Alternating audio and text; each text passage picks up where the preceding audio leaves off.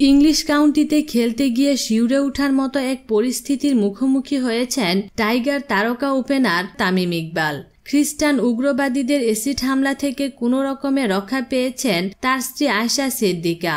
গত 10 জুলাই লন্ডনের এক রেস্টুরেন্টে রাতে খাবার খেয়ে ফেরার পথে এক ঘটনা ঘটে।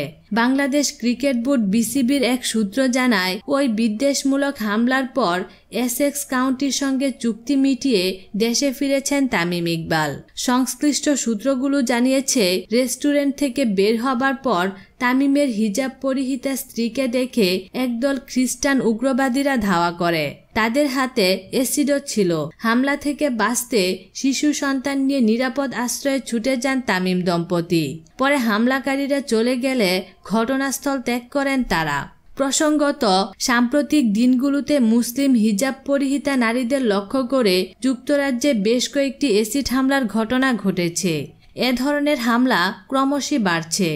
গত 21 জুন 2 বোন অ্যাসিড হামলার শিকার হন। এ ধরনের হামলা থেকে বাঁচতে খুব বেশি প্রয়োজন না হলে বাসাবাড়ি থেকে বের হচ্ছেন না মুসলিম নারীরা। যোগাযোগ করা হলে তামিম সাংবাদিকদের বলেন, একান্ত ব্যক্তিগত কারণে তিনি বাড়ি ফিরেছেন।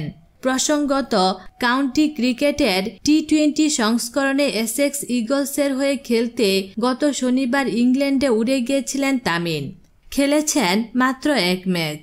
খেলার কথা ছিল 8টি ম্যাচ, কিন্তু হঠাৎ করে ব্যক্তিগত কারণে দেশে ফিরেছেন তামিম। মঙ্গলবার রাতেই দেশে ফেরার বিমান ধরেন দেশসেরা এই ওপেনার। তামিমের এভাবে দেশে ফিরে আসার সিদ্ধান্ত এসেক্স তার অফিসিয়াল ওয়েবসাইটেও জানিয়েছেন। মঙ্গলবার এসেক্স জানায়, জরুরি ব্যক্তিগত কারণে দলের সঙ্গে থাকছেন না তামিম।